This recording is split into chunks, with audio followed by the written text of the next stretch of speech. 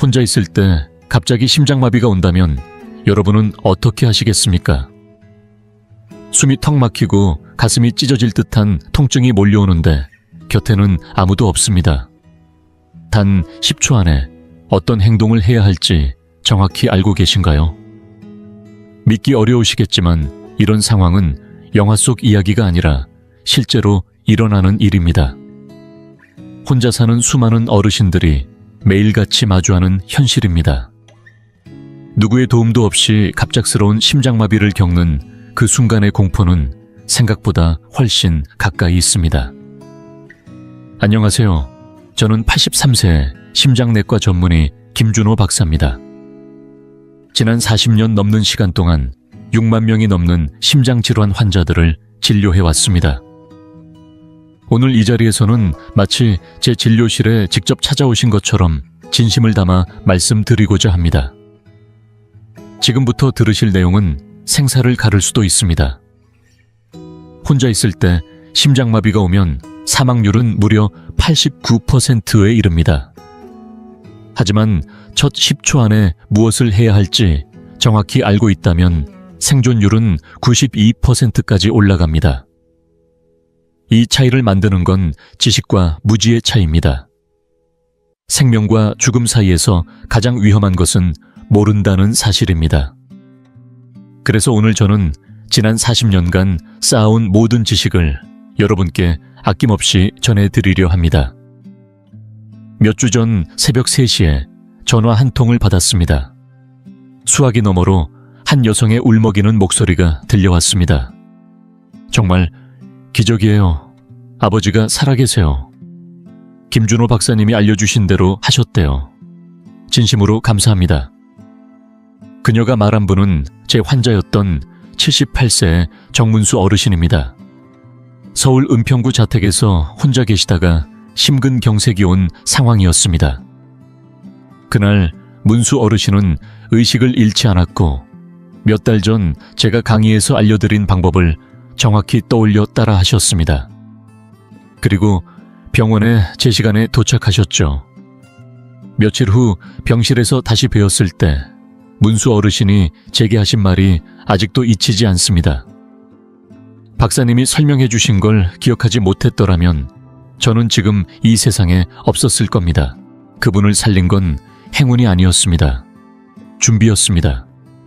경청했고 연습했고 대비가 되어 있었던 겁니다. 오늘 저는 여러분께도 그 기회를 드리고 싶습니다. 지금까지 들으신 내용이 유익하셨다면 구독과 알림 설정을 해주세요. 이 영상이 여러분의 생명을 혹은 소중한 가족의 생명을 지킬 수 있습니다. 이제 저는 혼자 있을 때 심장마비가 왔을 경우 살아남을 수 있는 8가지 핵심 행동을 알려드리겠습니다. 전문의가 아니어도 됩니다. 의료 장비가 없어도 됩니다. 이 지식은 의과대학에서 배우지 않습니다. 응급실 복도에서 죽음의 문턱까지 다녀온 수많은 환자들의 이야기 속에서 저는 이 진실을 배웠습니다. 하지만 본격적으로 8가지를 알려드리기 전에 한 가지 꼭 이해하셔야 할 사실이 있습니다. 심장마비는 드라마처럼 오지 않습니다. 가슴을 움켜쥐고 바닥에 쓰러지는 장면이 전부가 아닙니다. 현실은 훨씬 조용하고 훨씬 헷갈리며 훨씬 더 위험합니다. 정문수 어르신이 심근경색을 겪던 그날 아침도 평소와 다르지 않았습니다.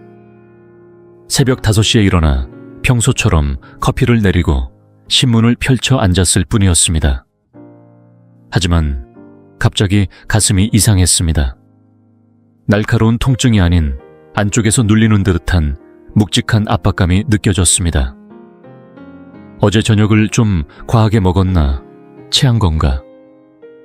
그렇게 생각하며 10분, 20분을 버텼지만 증상은 사라지지 않았습니다. 오히려 점점 심해졌고 30분이 지나자 왼팔이 저리기 시작했습니다. 이어서 턱까지 둔한 통증이 퍼졌고 그 순간 문수 어르신은 알아차렸습니다. 이건 심장이다. 지금 시작된 거다. 이 자각이 생사를 갈랐습니다. 나이 탓이겠지, 조금 지나면 괜찮아지겠지 하고 넘겼다면 지금 살아계시지 못했을 겁니다. 통계는 냉정합니다. 심장마비를 겪는 사람 중 87%가 증상을 다른 문제로 착각합니다. 소화불량 감기, 근육 통증으로 생각하고 소중한 시간을 흘려보내는 사이 심장은 점점 망가지고 맙니다. 여기서 중요한 사실을 꼭 기억하셔야 합니다. 65세 이상이면서 혼자 사는 사람은 누군가와 함께 사는 사람보다 심근경색으로 사망할 확률이 4배 높습니다. 심장이 약해서가 아닙니다. 혼자라는 이유로 어떻게 해야 할지 몰라서 혹은 아무것도 하지 않기 때문입니다. 하지만 여러분은 다르게 만들 수 있습니다. 혼자여도 준비할 수 있고 배울 수 있으며 결정적인 순간에 움직일 수 있습니다. 문수 어르신이 살아계신 이유는 몇 달 전 제가 참여했던 건강 강좌에서 혼자 있을 때 심장마비가 왔을 때의 대처법을 들으셨기 때문입니다. 그리고 그날이 왔을 때 정확히 기억하셨습니다. 패닉에 빠지지 않고 시계를 보고 심호흡을 한 뒤 이렇게 말씀하셨다고 합니다. 그래, 이제 차근차근 해보자. 이것이 준비된 사람과 그렇지 않은 사람의 차이입니다. 준비된 사람은 가장 위급한 순간에도 침착합니다. 무엇을 어떻게, 어떤 순서로 해야 하는지를 알고 있기 때문입니다. 반면 준비되지 않은 사람은 굳어버리거나 불안에 휩싸여 오히려 상황을 악화시키는 선택을 하게 됩니다. 고혈압, 당뇨, 고지혈증, 흡연 습관이 있다면 위험은 더 커집니다. 하지만 이 중 무엇이 있어도 괜찮습니다.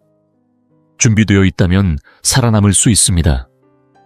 그리고 단순히 생존하는 것을 넘어서 피해를 최소화하며 회복할 수 있습니다. 지금 문수 어르신은 완전히 회복하셔서 매일 아침 산책도 하시고 손주들과도 시간을 보내십니다. 그 모든 것이 미리 준비했기 때문입니다. 여러분도 하실 수 있습니다. 지금부터 함께 해보겠습니다. 이제부터는 본격적으로 심장마비가 오기 전에 우리 몸이 보내는 5가지 주요 신호에 대해 말씀드리겠습니다. 대부분의 심근경색은 갑자기 찾아오지 않습니다. 몸은 반드시 사전에 신호를 줍니다. 그 신호들을 정확히 알고 계신다면 자신은 물론 사랑하는 가족의 생명까지도 지킬 수 있습니다. 부디 이 5가지를 잘 기억하시고 가능하다면 종이에 적어두시거나 주변 분들과 나누어 주세요.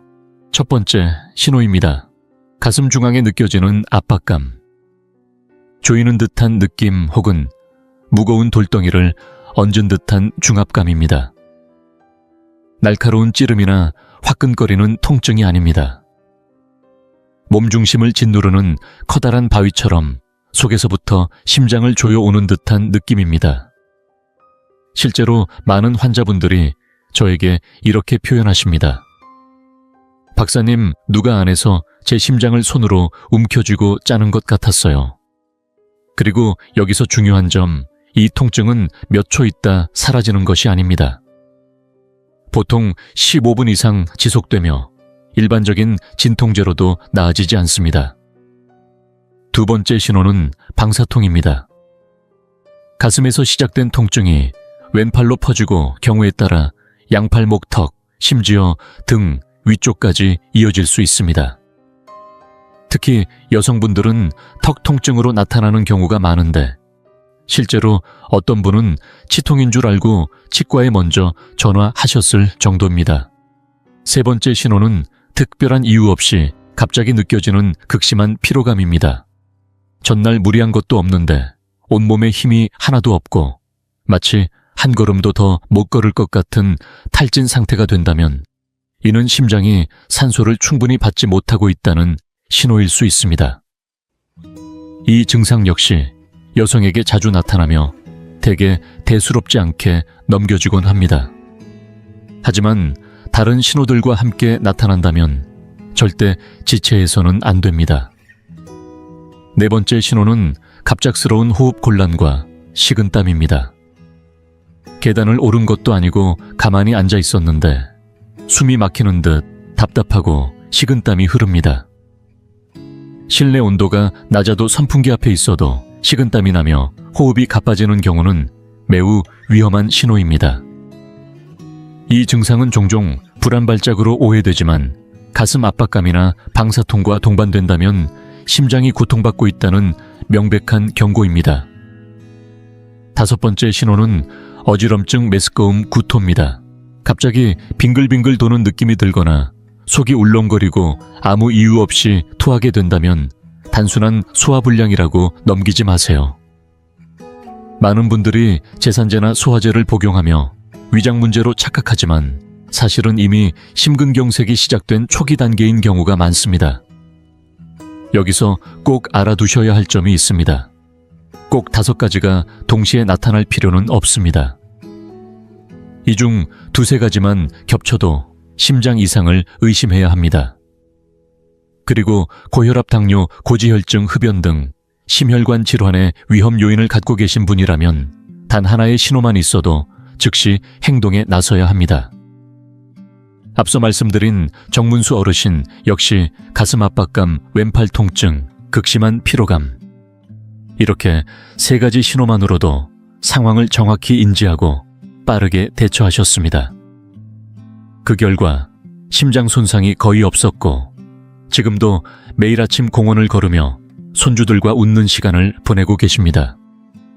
저는 여러분도 그 지점까지 갈 수 있다고 믿습니다. 그 시작은 이 신호들을 알아두고 행동할 준비를 하는 것입니다.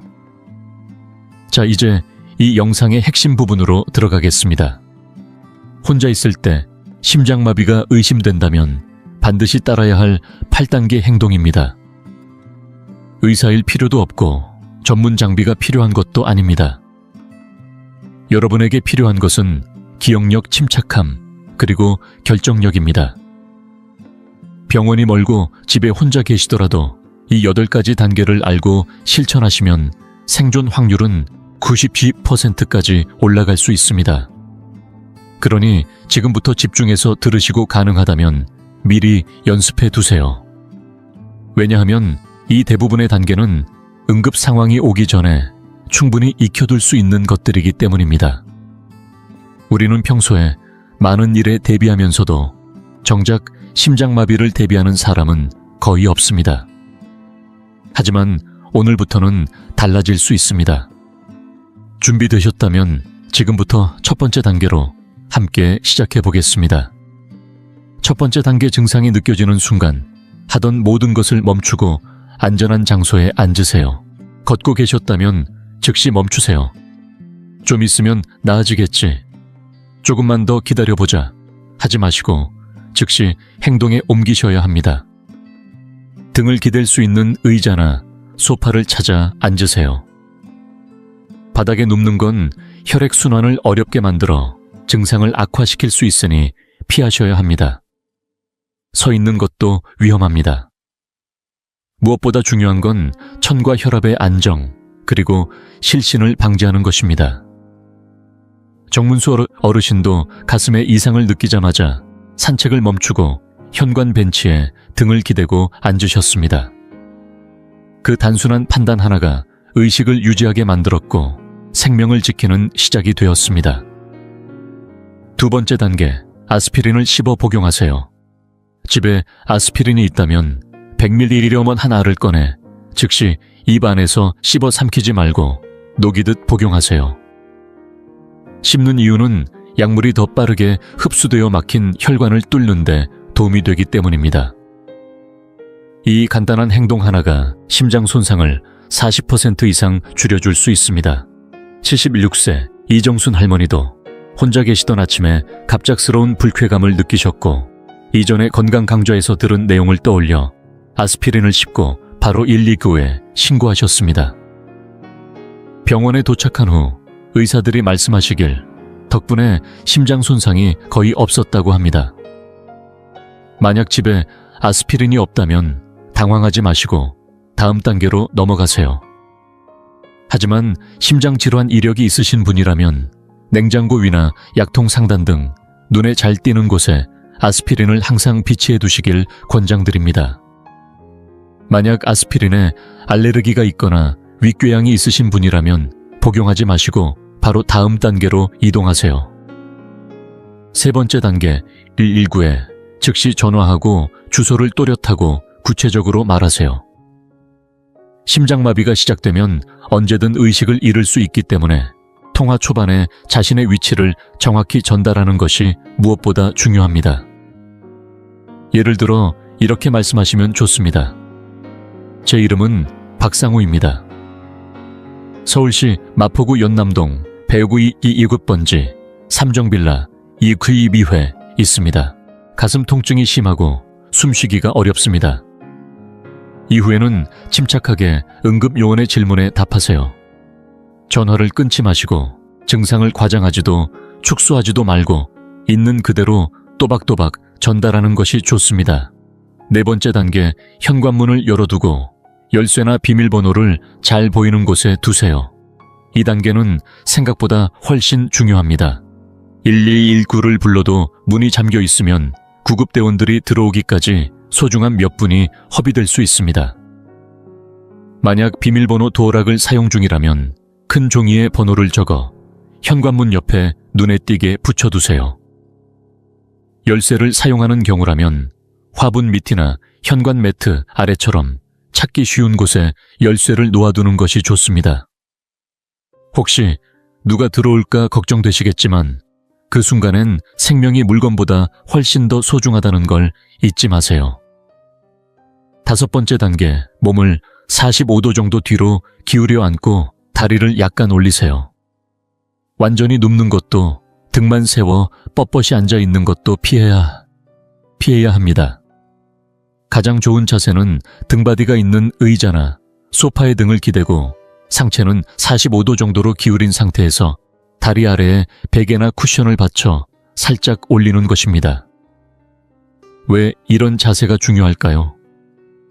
이렇게 하면 뇌와 심장으로 혈액이 원활히 흐를 수 있게 도와주면서 폐나 순환계에 부담을 줄이지 않기 때문입니다.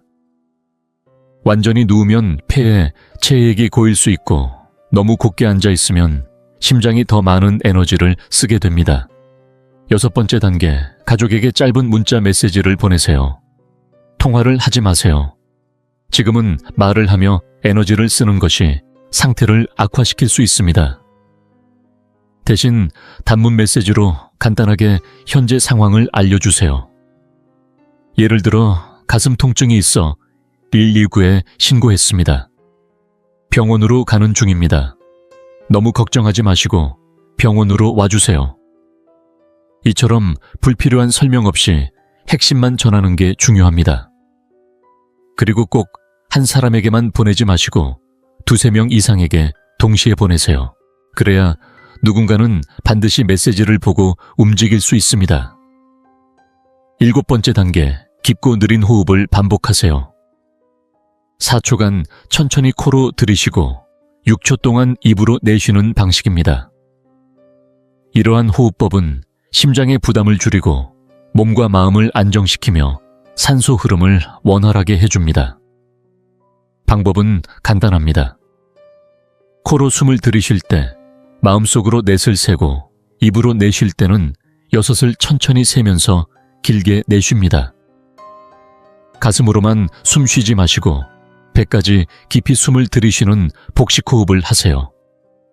가능하다면 내쉴 때 조용한 소리를 함께 내보세요. 이렇게 하면 호흡이 더 차분해지고 몸속 순환도 안정됩니다. 이 간단한 방법이 시간을 벌어주고 위급 상황에서 침착함을 유지하는 데 큰 도움이 됩니다. 여덟 번째 단계, 손목 안쪽 맥박이 뛰는 부위를 강하게 누르고 크게 3번 기침하세요. 이 방법은 잘 알려져 있지 않지만 위급한 순간에 생명을 지탱해 줄 수 있습니다. 엄지손가락으로 맥박이 느껴지는 손목 안쪽을 꾹 누르면서 같은 시점에 깊게 숨을 들이쉰 뒤 크게 3번 연달아 기침하세요. 왜 효과가 있을까요? 기침은 흉부 안의 압력을 순간적으로 높여 혈액 순환을 도와주며 맥박 부위를 누르면 심장 리듬을 일정하게 유지하는 데 도움이 됩니다. 물론 이 방법이 의료 처치를 대신하는 것은 아니지만 구급차가 도착하기 전 몇 분간을 안정적으로 버틸 수 있게 해주는 소중한 도구입니다. 이 8가지 단계를 정문수 어르신은 정확히 실천하셨습니다. 혼란에 휘말리지 않았고 순서를 놓치지 않았으며 평소처럼 차분히 행동하셨습니다. 119에 신고한 지 14분 후 구급대가 도착했을 때 어르신은 의식이 또렷했고 자세도 안정적이었습니다. 그로부터 몇 달이 지난 지금 정문수 어르신의 심장은 정상적으로 뛰고 있고 그분의 이야기는 이 영상을 본 또 다른 사람들의 생명을 이미 지켜냈습니다. 이제는 당신의 차례입니다. 오늘 배운 8단계를 그저 영상으로만 머무르게 하지 마세요. 종이에 적어보세요. 냉장고에 붙이셔도 좋고 침대 머리맡에 두셔도 됩니다. 손이 닿는 곳, 눈이 자주 가는 곳에 두고 자주 읽어보세요. 준비된 사람은 두렵지 않습니다. 이미 행동할 수 있는 힘을 갖고 있으니까요. 지금까지 저는 혼자 있을 때 심장마비가 올 경우 어떻게 대처해야 하는가를 중심으로 말씀드렸습니다. 하지만 여기서 멈추지 않아야 합니다. 그것보다 더 중요한 것이 있기 때문입니다. 바로 미리 준비하는 삶의 태도입니다. 심장마비가 왔을 때 대처하는 법을 아는 것도 물론 중요합니다. 그러나 가장 이상적인 시나리오는 그런 상황이 아예 찾아오지 않도록 몸을 돌보고 사전에 막는 것입니다. 그리고 다행히도 그것은 불가능한 일이 아닙니다. 제가 수십 년간 환자들을 진료하면서 만난 수많은 80세 이상의 분들 가운데 단 한 번도 심장마비를 겪지 않은 분들이 있었습니다.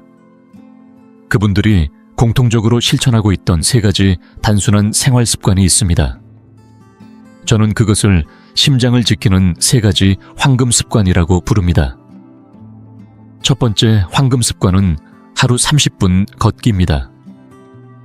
전속력으로 달릴 필요도 없고 땀을 비오듯 흘리는 운동도 아닙니다. 다만 하루에 30분씩 규칙적으로 걷는 것. 속도가 중요한 게 아니라 꾸준함이 핵심입니다.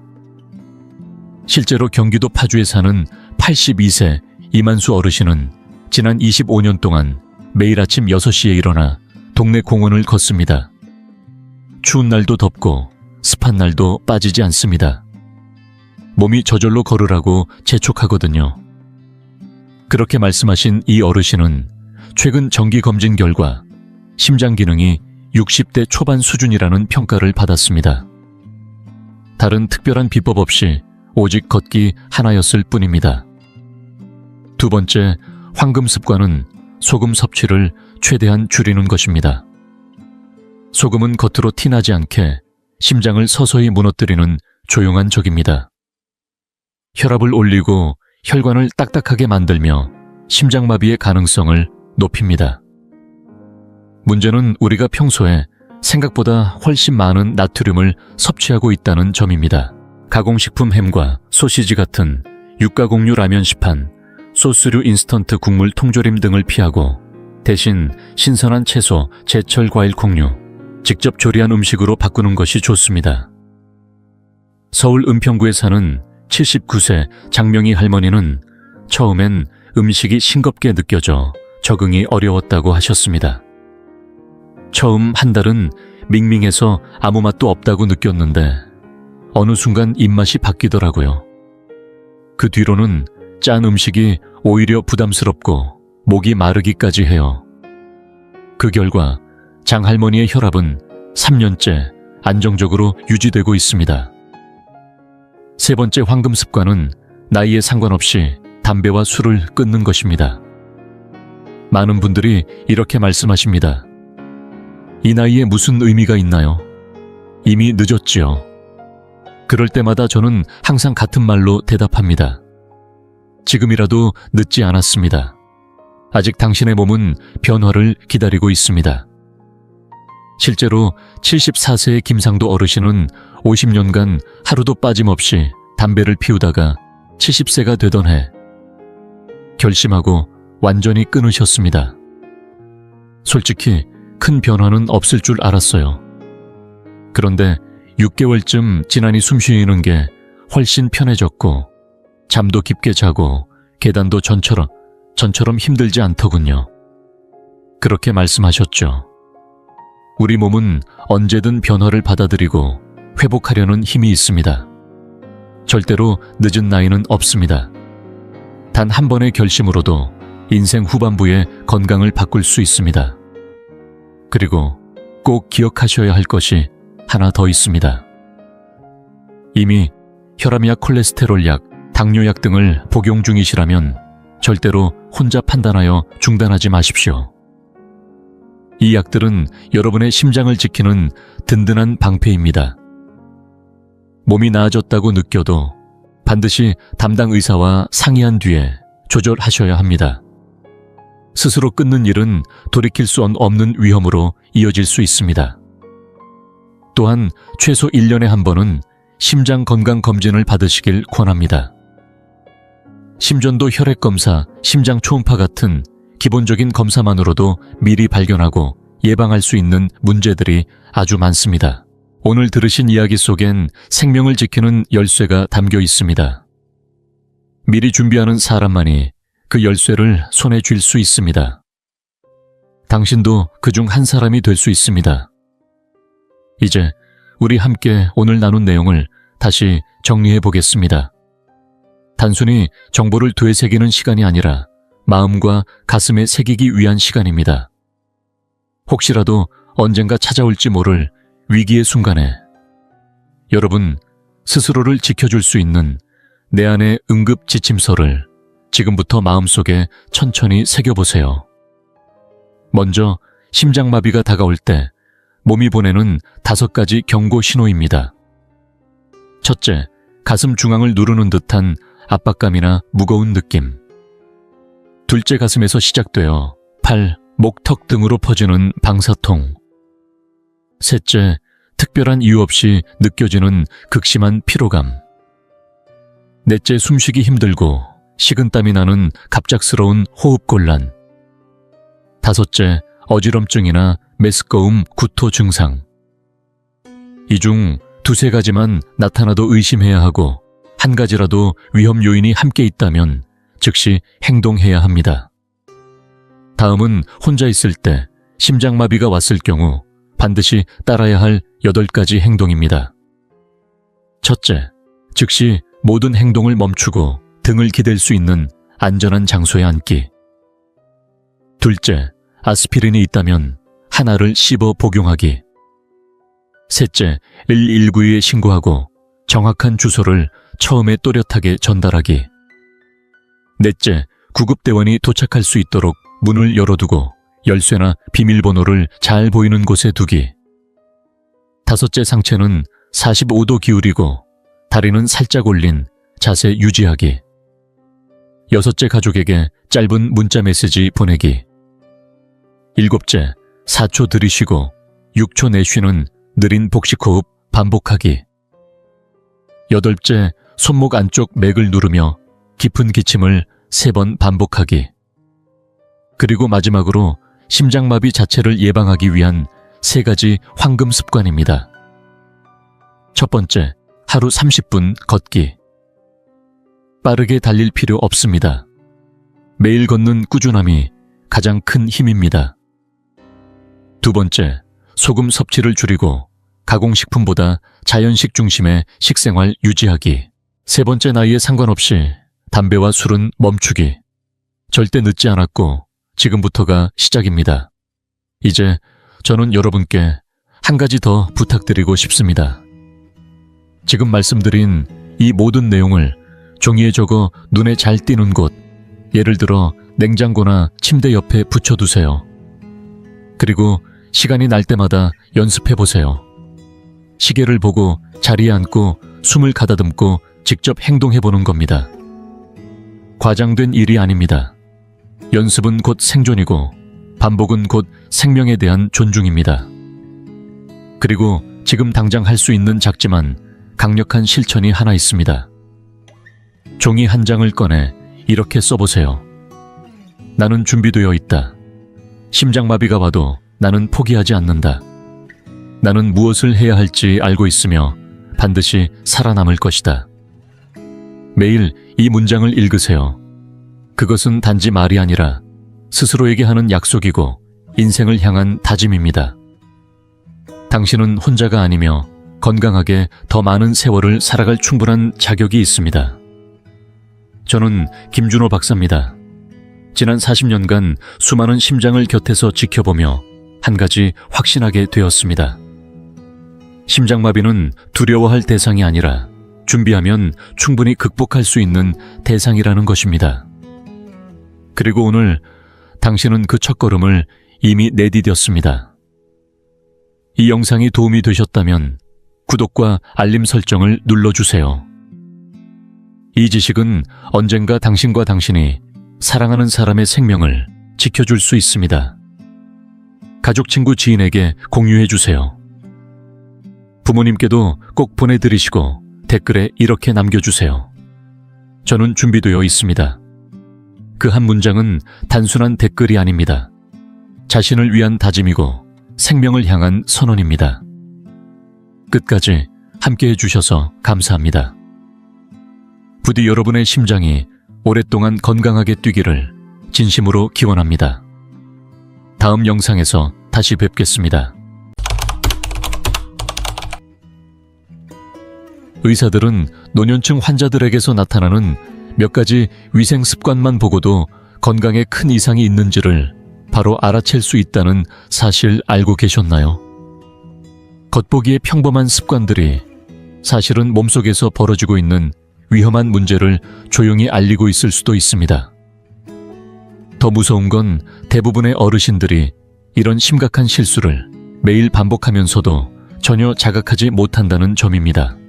지금부터 몇 분 동안 의사들이 노인 환자에게서 가장 먼저 확인하는 7가지 위생 실수와 그것을 고쳤을 때 생명을 살릴 수도 있는 방법을 알려드리겠습니다.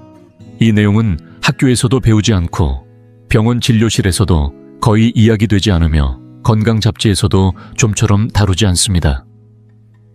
하지만 이 정보 하나가 건강한 노년을 누릴 수 있느냐, 아니면 독립성과 품위를 앗아가는 질병에 시달리느냐를 결정짓는 전환점이 될 수 있습니다.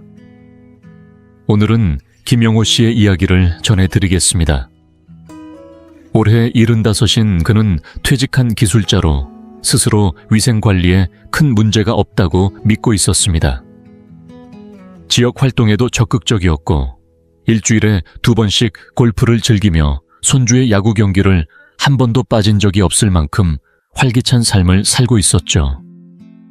그런데 정기검진이라 생각하고 찾은 병원에서 담당 의사는 그의 몸에서 3가지 중요한 위생 문제를 단번에 알아차렸고, 그로 인해 김영호 씨는 몇 달째 심각한 질환이 조용히 진행 중이었다는 사실을 처음 알게 되었습니다. 그는 이후에 말했습니다. 전혀 몰랐다고 평소 잘 챙기고 있다고 생각했는데 의사가 그 사소해 보이는 위생 문제를 발견하지 못했다면 오늘 이 이야기를 할 수 없었을 거라고요. 그래서 오늘 저는 김영호 씨가 겪은 그 실수들이 무엇이었는지 구체적으로 알려드리겠습니다. 무엇보다 중요한 건 그 실수들을 피하는 방법까지 함께 전해드릴 겁니다. 아주 단순한 변화로도 삶의 시간을 더 길게, 더 건강하게 이어갈 수 있습니다. 첫 번째 실수, 입속관리, 소홀 양치질을 하루에 2번 하신다고요. 그런데 마지막으로 칫솔을 제대로 들여다본 게 언제인가요? 솔이 다 닳아 있는지, 머리카락처럼 퍼져 있지는 않은지, 혹시 기억도 나지 않으시죠? 그런데 정말 중요한 건 따로 있습니다. 단순히 입냄새나 치아 빠짐의 문제가 아닙니다. 제대로 된 구강 관리가 이루어지지 않으면 심장병, 뇌졸중, 심지어 치매로까지 이어질 수 있다는 사실 알고 계셨나요? 서울대병원 노년내과 전문의들의 연구에 따르면 치료되지 않은 잇몸 질환에서 발생한 세균이 혈관을 타고 퍼져 생명을 위협하는 심장염증을 유발할 수 있다고 합니다. 실제로 구강위생이 나쁜 노인의 경우 심혈관 질환 발생 위험이 3배 이상 높다는 연구 결과도 있습니다. 단순한 입속 문제가 아닌 전신 건강의 경고인 셈입니다. 그저 제 말만 듣지 마세요. 정선희 씨의 이야기를 들어보시죠. 올해 70이 된 정 씨는 교직에서 은퇴한 뒤로도 일주일에 3번씩 친구들과 게이트볼을 즐기며 활기찬 일상을 보내고 있었습니다. 하지만 어느 날 받은 정기 검진에서 담당 심장내과 의사는 그녀의 잇몸 상태를 보자마자 위험 신호를 감지했습니다. 몇 달째 계속된 잇몸 출혈을 대수롭지 않게 넘겨왔던 그녀는 나이 들면 다 그런 줄 알았다고 말했습니다. 하지만 검사 결과는 심장 판막에 염증이 퍼지고 있다는 무서운 진단이었죠. 만약 발견이 조금만 더 늦었다면 되돌릴 수 없는 상태가 될 뻔했습니다. 그렇다면 지금 당장 무엇을 해야 할까요? 먼저 칫솔을 확인해 보세요.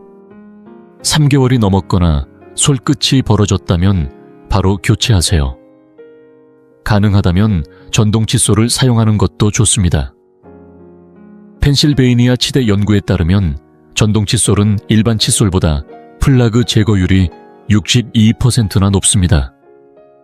하루 2번, 2분 이상씩 꼼꼼히 닦는 것이 기본입니다. 타이머를 활용해도 좋습니다. 그리고 절대 빠뜨리지 말아야 할 건 매일 밤 치실 사용입니다. 틀니를 착용하더라도 정기적인 치과 검진은 필수입니다. 양치할 때 피가 나는 일이 있나요? 잇몸이 부어오른 느낌이 드시나요? 이런 증상은 단순한 노화가 아닙니다.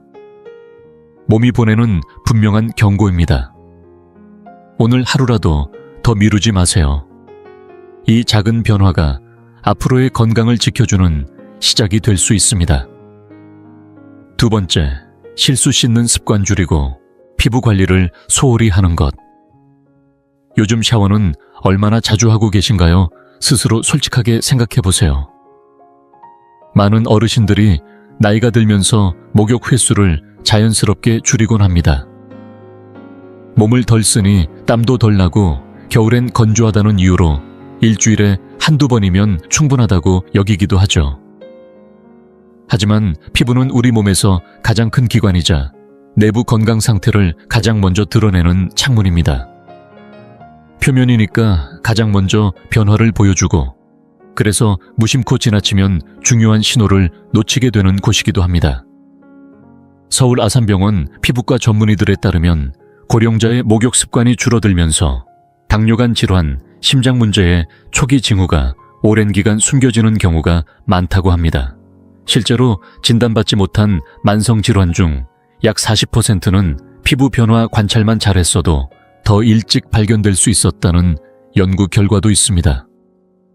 그 예로 경기도 안양시에 사는 77세의 우체국 퇴직자 김정호 어르신의 이야기를 들어보세요. 김 어르신은 겨울철이면 피부가 너무 건조해져서 주 1회 정도만 씻는 걸로 충분하다고 생각하셨습니다. 괜히 자주 씻으면 더 갈라지고 따가워서 피했다는 말씀이셨죠. 하지만 다른 이유로 병원 진료를 받던 중 피부색의 미세한 변화에 주목한 의사가 추가 검사를 권했고, 그 결과 초기 신장 질환이 발견됐습니다. 위생이 나빴던 게 아니라 목욕 빈도가 적었던 탓에 피부에 나타난 중요한 단서가 너무 늦게 드러났던 것입니다. 그렇다면 어떻게 해야 할까요? 활동량이 많지 않더라도 일주일에 최소 3번은 샤워나 목욕을 하시는 것이 좋습니다. 향이 강한 비누나 세정력이 지나치게 센 제품보다는 피부 보호막을 유지해주는 순한 무향 비누를 사용하는 것이 바람직합니다. 목욕 후에는 물기가 살짝 남아있을 때 바로 보습제를 발라 수분을 피부 속에 가두어 주세요. 그리고 가장 중요한 건 거울 앞에서 피부를 주의 깊게 살펴보는 습관입니다. 피부가 유독 건조하고 각질이 일어난다든지, 색이 이상하게 변한 부위가 생겼다든지, 이유 없이 가렵고 계속 긁게 되는 곳이 있다면 단순히 나이 탓이라 넘기지 마세요. 그건 피부가 보내는 아주 명확한 내부 경고일 수 있습니다. 오늘도 무심코 지나친 그 한 부위가 여러분의 건강을 바꾸는 첫 단서가 될 수 있습니다. 세 번째, 실수. 손발톱 관리 소홀. 지금 당장 손톱과 발톱을 한번 들여다보세요. 깔끔하게 정리되어 있나요? 색이 탁하거나 두꺼워진 부분은 없으신가요? 많은 분들이 이 작은 부위를 대수롭지 않게 여기지만 사실 손발톱은 우리 몸 전체 상태를 보여주는 창과도 같습니다. 그래서 의사들은 노년 환자를 진찰할 때 손발톱부터 유심히 살펴봅니다. 대한피부과학회에 따르면 손발톱의 변화는 빈혈 갑상선 문제, 심장질환 등 무려 수천억 가지 이상의 전신질환과 연관이 있다고 합니다. 특히 65세 이상 환자들의 경우 손발톱의 이상 징후를 통해 이전까지 발견되지 않았던 질병이 진단된 비율이 약 3%에 달한다고 보고되었습니다. 즉, 겉보기에는 단순한 미용 문제 같아 보여도 내부 건강에 중요한 경고일 수 있다는 것입니다.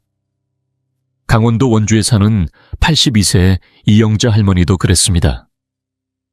오랫동안 발톱이 두꺼워지고 누렇게 변했지만 그저 나이가 들어서 생기는 자연스러운 현상이라고 생각하고 샌들은 신지 않고 항상 막힌 신발만 고집하셨죠. 남들 보기 부끄러워서 그냥 가렸어요 라고 하셨지만 어느 날 발통증이 심해져 족부 전문의를 찾게 되었고 그 자리에서 곰팡이 감염이 오래 방치되었음을 지적받았습니다. 더 놀라운 건 그 감염이 단순한 외부 문제가 아니라 면역 체계가 심각하게 약화되었다는 신호였다는 사실입니다. 추가 검사 끝에 즉각적인 치료가 필요한 기저질환까지 발견되었습니다. 그렇다면 오늘부터 무엇을 실천해야 할까요? 우선 손톱과 발톱은 정기적으로 일자로 깎되 모서리를 살짝 둥글게 다듬어야 내향성 문제를 예방할 수 있습니다. 손발톱 밑은 항상 청결하게 유지하고 건조한 상태를 유지하는 것이 좋습니다. 양말은 땀 흡수가 잘 되는 천연 소재로 매일 갈아 신으시고 신발은 통풍이 잘 되는 걸로 선택하세요. 무엇보다 중요한 건 색이 변하거나 두꺼워지는 등 눈에 띄는 변화가 있을 때 그냥 나이 들어서 그래 하고 넘기지 않는 것입니다. 부스러지기 쉬운 손톱 변색된 발톱 두꺼워진 모양들은 단순히 보기 싫은 게 아닙니다. 몸 안에서 뭔가 잘못되고 있다는 걸 알려주는 신호일 수 있습니다. 과연 당신은 이 경고를 듣고 계신가요? 아니면 너무 늦기 전까지 무시하고 계신가요? 네 번째 실수, 요실금 문제를 숨기고 방치하는 것. 어쩌면 이 이야기가 가장 민감하고 충격적으로 들릴지도 모릅니다. 하지만 현실입니다. 60대 이상 인구의 절반 이상이 크든 작든 요실금 문제를 겪고 있고 그중 상당수는 그것을 아무에게도 말하지 않은 채 혼자 감추고 살아갑니다. 놀라운 건 바로 그 숨김이 더 큰 위험을 불러온다는 사실입니다. 단순히 불편한 게 아니라 피부 감염, 낙상 외로움, 더 나아가 방광암이나 전립선암 같은 심각한 질병의 신호를 놓치게 되는 원인이 됩니다.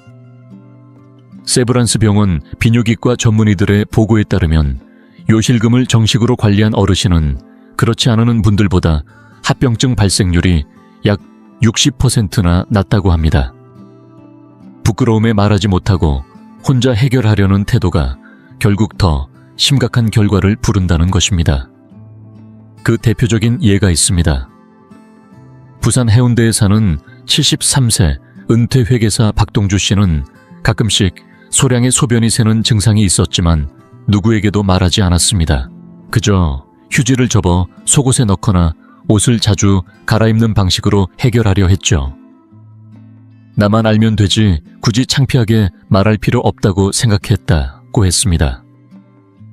그러다 피부에 상처가 나고 통증이 심해져 병원을 찾았고 정밀검사 끝에 전립선 질환이 꽤 진행된 상태로 발견됐습니다. 내 자존심이 내 생명을 위협할 뻔했다. 그의 고백은 많은 이들에게 경종을 울립니다. 조금만 더 일찍 말했더라면 훨씬 간단하게 해결될 수 있었던 문제였던 겁니다. 그렇다면 지금 어떤 조치를 취해야 할까요? 우선 요실금은 창피하거나 숨겨야 할 일이 아닙니다. 의사들은 이런 문제를 매일 다루며 전혀 이상하게 보지 않습니다. 반드시 요실금 전용 흡수 제품을 사용해야 하며 일반 휴지나 수건으로 대처하는 방식은 피부 손상을 유발할 수 있습니다. 젖었을 때는 즉시 갈아입고 세정도 철저히 해야 피부 염증을 막을 수 있습니다. 가장 중요한 건 요실금을 단순한 노화의 한 현상으로 여기지 않는 것입니다. 많은 경우 그 이면에는 치료가 필요한 의학적 원인이 숨어 있습니다. 외출 전에 화장실부터 먼저 떠올리게 되거나 물 마시는 걸 피하게 되거나 대충 덧댄 것들을 챙기고 다닌다면 그건 이미 몸이 보내는 신호일 수 있습니다. 단 하루도 더 미루지 말고 반드시 의료진과 상의해보세요. 그 용기 하나가 삶의 품격과 건강을 지키는 출발점이 될 수 있습니다. 5번째 실수는 우리가 너무도 자연스럽게 반복하고 있는 귀 청소 습관에 관한 것입니다. 혹시 귀를 어떻게 청소하고 계신가요? 스스로 솔직하게 떠올려 보세요. 면봉을 사용해서 귀 안 깊숙이 넣어가며 돌리고 있지는 않으신가요? 그렇다면 지금 당신도 수많은 어르신들이 저지르고 있는 매우 위험한 실수를 반복하고 있는 것입니다. 많은 고령자들이 이 습관을 당연한 듯 이어오면서 청력을 스스로 손상시키거나 귀 안에서 벌어지고 있는 심각한 감염 신호를 완전히 놓쳐버리곤 합니다. 더욱 무서운 사실은 이 잘못된 귀 청소 방법이 65세 이상 어르신들의 외이도 손상 사례 중 무려 40% 가까이를 차지하며 그중 상당수는 감염으로까지 악화되었고 이 모든 것이 전적으로 예방 가능했다는 점입니다. 서울 강북의 한 도서관에서 수십 년간 사서로 일하고 은퇴한 71세의 한미옥 할머니 역시 그랬습니다. 그녀는 어릴 때부터 귀 속을 면봉으로 꼼꼼히 닦는 습관을 가지고 있었고 이 방식이 오히려 청결을 유지하는 비결이라고 믿고 있었습니다. 아무도 그녀에게 이 방법이 위험하다고 말해준 적이 없었습니다. 하지만 어느 날 귀에 날카로운 통증이 느껴졌고 그 후 점점 청력이 둔해지는 것을 느낀 그녀는 결국 병원을 찾았습니다. 진료 결과는 매우 심각했습니다. 반복된 깊은 귀 청소로 고막이 찢어졌고 감염이 주변 조직으로까지 퍼져 응급치료가 필요했습니다. 치료는 곧바로 진행되었지만 그녀는 돌이킬 수 없는 청력 손상을 입고 말았습니다. 그녀는 말했습니다. 나는 평생 이렇게 귀를 청소해왔고 그것이 잘못이라고는 단 한 번도 생각해 본 적이 없었어요. 이제 중요한 것은 올바른 귀 청소 방법을 아는 것입니다. 아주 간단한 원칙 하나만 기억하세요. 팔꿈치보다 작은 어떤 것도 귀 안에 넣어서는 안 됩니다. 귀 안은 외부의 먼지와 이물질을 자연스럽게 배출하도록 만들어져 있기 때문에 억지로 닦으려고 하면 오히려 상처를 내거나 염증을 유발하게 됩니다. 청소는 귀 바깥 부분만 따뜻한 물수건으로 조심스럽게 닦아내면 충분합니다. 만약 귀지 축적이 심하거나 막힌 느낌이 든다면 반드시 귀지를 부드럽게 녹이는 용도로 만들어진 전용 귀약을 사용하고 사용법에 맞게 조심스럽게 따라야 합니다. 그럼에도 불편함이 지속되거나 통증 분비물, 갑작스러운 청력 저하가 있다면 스스로 해결하려 하지 말고 즉시 이비인후과 전문의를 찾아야 합니다. 혹시 최근 들어 귀가 가렵거나 막힌 듯 답답하거나 평소와 다른 소리가 들리진 않으셨나요? 무언가 이상한데도 나이 탓이겠지 하고 넘어가진 않으셨나요? 청력은 한번 손상되면 회복이 어렵고 삶의 질에 지대한 영향을 미칩니다. 지금 이 순간 그 귀 하나에 담긴 소중함을 되새기며 올바른 관리로 평생 들을 수 있는 귀를 지켜내야 할 때입니다. 6번째 실수는 생각보다 훨씬 많은 분들이 간과하고 있는 부분입니다. 바로 발 위생과 발 상태 점검의 부족입니다. 혹시 최근에 발을 정말 자세히 들여다본 적 있으신가요? 그냥 씻을 때 슬쩍 보는 수준이 아니라 발가락 사이사이 발 뒤꿈치, 발바닥 전체를 천천히 살펴본 기억이 언제였는지 떠올려 보세요. 나이가 들수록 발의 상태는 단순한 청결 문제를 넘어 혈액순환과 신경계 건강을 보여주는 중요한 지표가 됩니다. 그래서 의사들은 어르신들을 진찰할 때 발부터 가장 먼저 확인하는 경우가 많습니다. 대한족부의학회에서 노인 발 건강을 전문적으로 연구하는 전문가들에 따르면 발의 위생과 외형은 종종 당뇨병, 신경병증, 말초혈관 질환의 초기 신호로 나타난다고 합니다. 더 놀라운 건 65세 이상 고령자에게 있어서 적절한 발 관리와 정기적인 점검만으로도 당뇨병성 절단의 85%를 예방할 수 있다는 것입니다. 이 수치는 단순한 이론이 아닙니다. 실질적인 차이를 만들어내는 생존의 숫자입니다. 이 이야기를 조금 더 실감나게 전하기 위해 대전에서 은퇴한 76세의 공장 근로자였던 최영우 어르신의 사례를 말씀드리겠습니다. 최 어르신은 수년간 발 뒤꿈치가 거칠고 갈라지는 것을 단순한 노화 현상으로 여기며 별다른 조치를 하지 않았습니다. 원래 나이 들면 발이 좀 거칠어지잖아. 바쁘기도 하고 그냥 익숙해졌지 라고 말씀하셨죠. 하지만 정기 건강검진 중 주치의가 발가락 끝부분에 생긴 작은 상처와 발바닥의 색 변화를 발견했고 의심 끝에 추가 검사를 권유했습니다. 결국 당뇨병 초기 진단이 내려졌고 생활 습관만 잘 관리하면 호전 가능한 단계라는 것을 알게 되었습니다. 그는 말했습니다. 그날 의사가 발을 안 봤다면 난 몇 년 동안 병이 있는 줄도 모르고 살았을 거야. 그땐 정말 심각해졌을지도 몰라. 그렇다면 오늘부터 우리가 할 수 있는 가장 기본적이면서도 중요한 실천은 무엇일까요? 매일 발을 꼼꼼하게 씻고 반드시 발가락 사이까지 충분히 말리는 것이 첫걸음입니다. 곰팡이는 습한 틈을 좋아하므로 습기를 남겨두면 감염 위험이 높아집니다. 그리고 매일 발을 관찰하는 습관을 들이세요. 피부가 갈라지진 않았는지, 상처가 생겼는데 오래도록 낫지 않고 있는 건 아닌지, 색이 변하거나 붓기는 않았는지 살펴보는 것입니다. 양말은 땀 흡수가 잘 되는 천연 소재나 수분 조절 기능이 있는 제품을 사용하고 매일 깨끗한 걸로 갈아 신어야 합니다. 발이 건조하다면 보습제를 바르는 것도 좋지만 발가락 사이에는 바르지 않는 것이 좋습니다.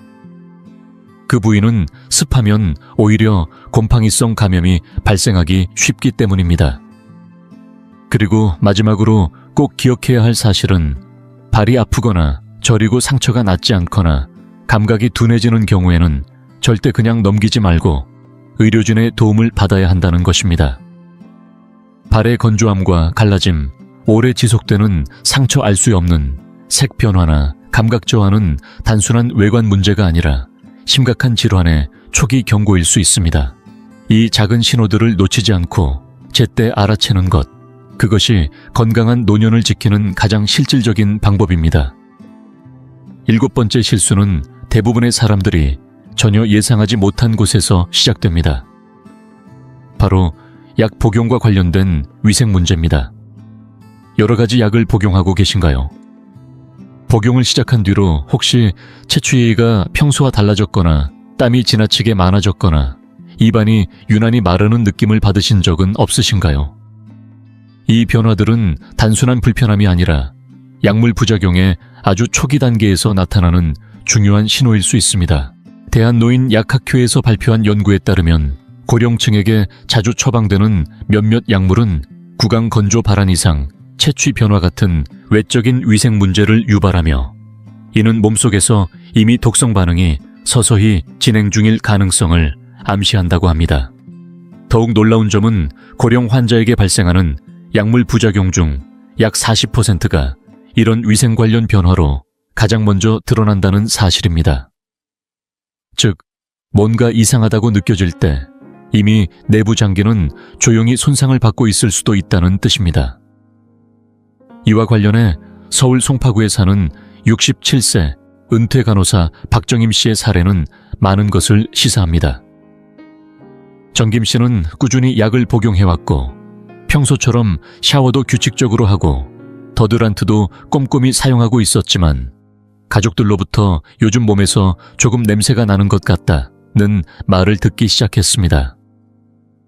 처음엔 씻는 횟수가 부족한 건 아닐까, 옷에 땀이 많이 배는 탓일까 생각했지만 아무리 신경 써도 변화가 없었고 결국 노인내과를 찾았습니다. 담당 의사는 체취의 변화가 단순한 위생 문제로 보이지 않는다며 혈액 검사를 권했고 그 결과간 기능이 서서히 손상되고 있는 상태라는 사실이 밝혀졌습니다. 오랜 기간 복용하던 약물 중 일부가 체내에서 독성 반응을 일으키고 있었던 것입니다.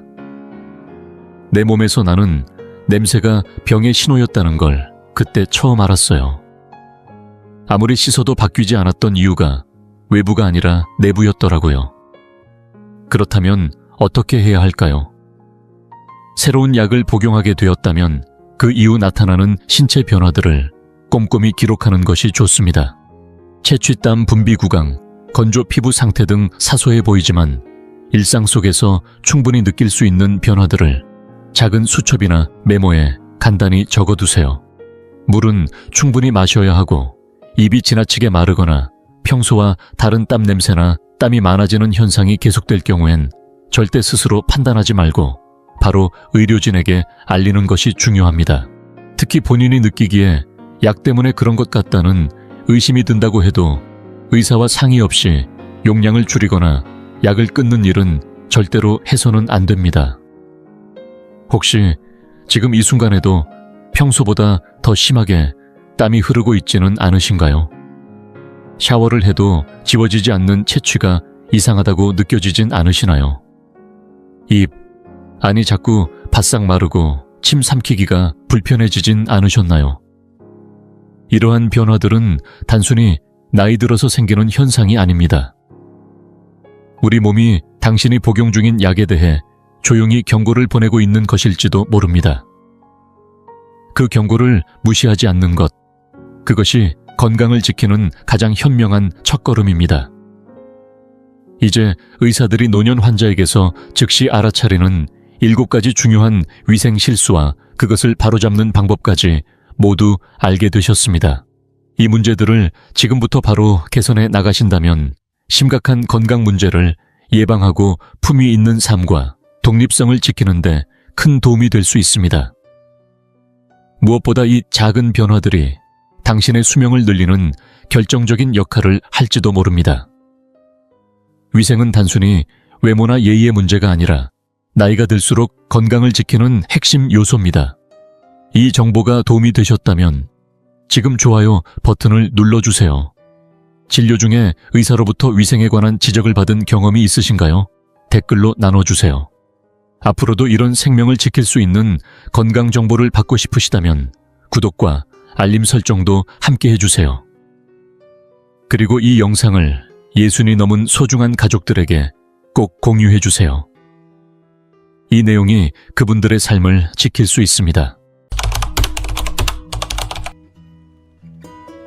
여러분 안녕하세요. 먼저 한 가지 여쭤볼게요. 혹시 댁 냉장고에도 사과가 늘 들어있지 않으신가요? 우리는 종종 하나씩 꺼내 먹으며 아삭하고 달콤하다고 느끼죠. 참 괜찮은 과일이다 싶기도 합니다. 그런데 혹시 생각해 보신 적 있나요? 우리가 이렇게 먹는 방식이 사실 사과의 진짜 효능 중 10%도 못 쓰고 있을지도 모른다는 걸요. 요즘 세상 참 바쁘고 피곤합니다. 특히 우리처럼 나이가 들어가며 몸 여기저기서 신호를 보내오기 시작하죠. 혈압이 제멋대로 오르내리기도 하고 병원 가면 피가 좀 끈적하다는 얘기를 듣기도 합니다. 심장이 가끔 쿵하고 튀는 듯해 깜짝 놀라기도 하고요. 밤이 되면 푹 자고 싶어도 이리저리 뒤척이기만 하고 머릿속은 좀처럼 조용해지질 않죠. 소화도 예전 같지 않아서 뭐라도 먹으면 더부룩하고 며칠씩 속이 불편한 날도 많아졌습니다. 하나하나는 대수롭지 않은 문제 같지만 매일같이 반복되다 보니 삶의 질을 은근히 갉아먹습니다. 만약 제가 오늘 값비싼 건강식품을 따로 살 필요 없이 우리 부엌에 늘 있는 재료 하나만 사과에 더해 가장 간단한 방법으로 물을 끓여 마시면 앞에서 말씀드린 이런 문제들을 한꺼번에 도와주는 놀라운 효과를 얻을 수 있다고 말하면 혹시 믿기 어려우실까요?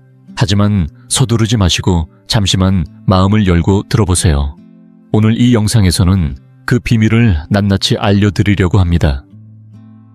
과연 그 재료가 무엇인지, 사과와 함께 썼을 때 왜 그렇게 놀라운 조화를 이루는지, 즉 하나 더하기 하나가 단순히 둘이 아닌 훨씬 큰 힘이 되는 이유까지 차근차근 풀어드릴 겁니다. 그리고 무엇보다 중요한 건 제가 직접 알려드릴 거예요. 어떻게 끓이고 어떻게 마셔야 하는지, 어떤 점을 조심해야 하는지까지 손에 잡히도록 쉽게 설명드릴 테니 영상 끝까지 보시고 꼭 따라 해보시기 바랍니다. 오늘 이 방법만 익혀두시면 온 가족의 건강을 지키는데 아주 든든한, 그리고 돈 들지 않는 생활 속 보물이 되어줄 겁니다. 자, 이제 우리에게 가장 익숙하지만 진짜 가치를 잘 모르는 친구 사과를 다시 바라볼 시간입니다. 하루 한 알 사과는 의사를 멀리한다는 말 아마 다들 들어보셨을 겁니다. 그런데 이 말이 수십 년간 세계 곳곳에서 회자된 이유, 단순한 말장난은 아닙니다. 사과가 지닌 첫 번째 놀라운 비밀은 바로 우리의 혈관 속에 있습니다. 나이가 들수록 가장 두려운 것이 무엇일까요? 바로 혈관이 문제를 일으키는 것입니다.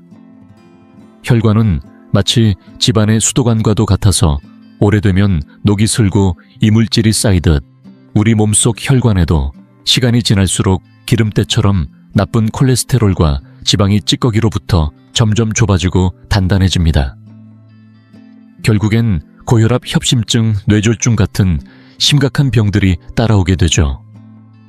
그런데 이 사과 속에는 이런 찌꺼기를 부드럽게 제거해주는 청소부가 숨어 있습니다. 그 이름은 바로 펙틴입니다. 펙틴은 물에 녹는 식이섬유로 장에 들어가면 강력한 스펀지처럼 작용하여 몸 안에 나쁜 LDL 콜레스테롤과 담즙산을 찾아내고 그걸 단단히 감싸서 변을 통해 몸 밖으로 배출시켜줍니다. 이 과정은 마치 수도배관 전문가가 강한 압력 대신 지혜로운 방법으로 배관을 하나하나 말끔히 청소해주는 것과도 같습니다. 이렇게 되면 간은 새로운 담즙산을 만들기 위해 더 많은 혈중 콜레스테롤을 소모하게 되고 자연스럽게 나쁜 콜레스테롤 수치가 내려가며 혈관이 맑아지고 혈액은 더 원활히 흐르게 됩니다. 심근경색이나 뇌졸중 같은 무서운 병의 위험이 현저히 줄어드는 것이죠. 이건 그냥 하는 말이 아닙니다. 서울대 보건대학원에서 진행한 장기 추적 연구에서도 밝혀졌듯 항산화 성분이 풍부한 노란색 계열 과일을 꾸준히 섭취한 사람들은 심혈관 건강 지표가 훨씬 우수하게 나타났습니다. 이 얼마나 확실한 증거입니까? 결국 평범해 보이는 이 작은 사과 하나가 우리 혈관을 지키는 가장 성실한 수호자였던 것입니다. 매일 묵묵히 아무 말 없이 우리의 혈관에서 쓰레기를 치워주는 고마운 존재 말입니다. 혈관을 깨끗이 해주는 것만으로도 놀라운데 사과에는 또 하나 강력한 능력이 있습니다. 바로 혈압을 자연스럽게 안정시켜준다는 점입니다. 실제로 많은 분들이 혈압이 들쑥날쑥해 고민이 많습니다. 마치 놀이기구처럼 갑자기 치솟았다가 다시 내려가고 그때마다 심장은 과부하가 걸리죠. 병원에서는 늘 소금 줄이라는 말만 듣지만 알고 보면 단순히 나트륨을 줄이는 것만으로는 부족합니다. 중요한 건 체내의 나트륨을 밖으로 끌어내줄 수 있는 칼륨을 더해주는 일입니다.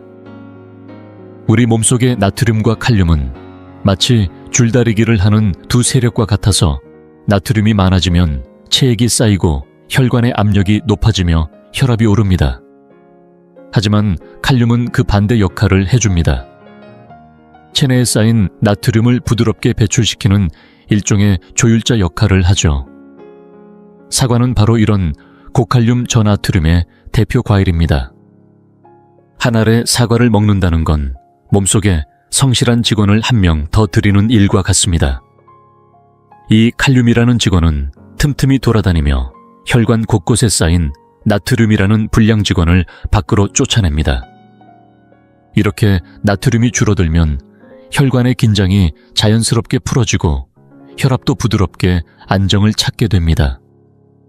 그런데 여기서 끝이 아닙니다. 연구자들은 사과, 특히 그 껍질에 아주 특별한 성분이 숨어 있다는 사실을 밝혀냈습니다. 바로 플라보노이드라는 천연 화합물입니다. 이 성분은 혈관의 내벽을 감싸는 세포를 보호해주는 능력을 가지고 있습니다.